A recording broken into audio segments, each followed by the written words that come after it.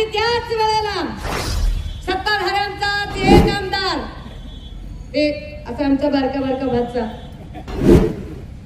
तो जाहीरपणे बोलतो, तो जाहीरपणे सांगतोय की काय गुंडागर्दी करायची ती करा रे, सागर बंगल्यावर आपला बाप बसलाय.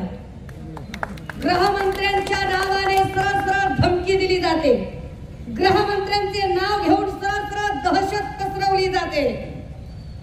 मला विशेष वाटलं सागर बंगल्यावर बाप बसलाय म्हणजे काय, कारण मी जेवढं ओळखते त्याच्यानुसार आमच्या नारायण भाऊंचा राहण्याचा पत्ता कणकवली आहे. मला वाटलं पत्ता बदलला की काय बाबा. मी पुन्हा एकदा सागर बंगल्यावरती जरा चेक करा म्हटलं कोण राहतंय, तर देवेंद्र भाऊच राहतात. काय वाटत असेल बरं नारायण भाऊंच्या जीवाला, काय वाटत असेल. ती पोरगच म्हणते की आमचा बाप सागर बंगल्यावर बसलाय. विचार करण्यासारखा दादा हो. हा चक्रवाढ व्याजासकट हिशोब घेतला. तोच पुन्हा अजून बोलतो.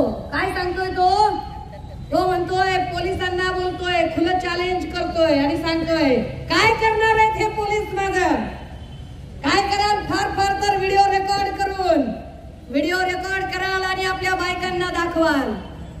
प्रशासकीय कर्मचाऱ्याचा अपमान आहे, प्रशासकीय कर्मचाऱ्यावर दबाव आहे, प्रशासकीय कर्मचाऱ्याच्या कामात अडथळा आहे, गृह खात्याच्या त्या खाकी वर्दीचा हा अपमान आहे.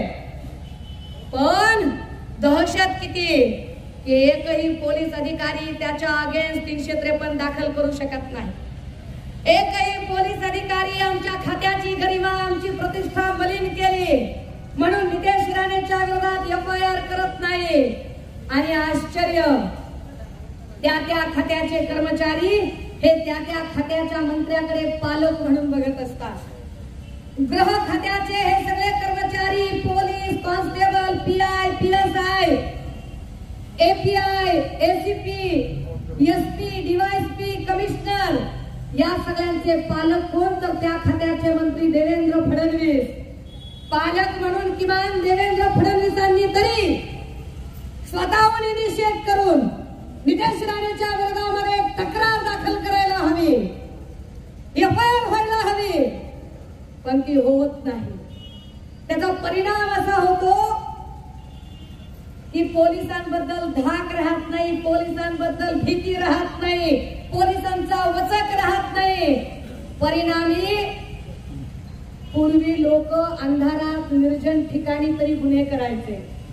आता इतकी पोलिसांची भीती मरून गेली आणि पोलिसांनीही इतकं सरेंडर केल्यासारखी स्थिती झाली की रस्त्यावर सोडा, पोलीस स्टेशन मध्ये गोळ्या घातल्या जात आहेत. पोलीस स्टेशन मध्ये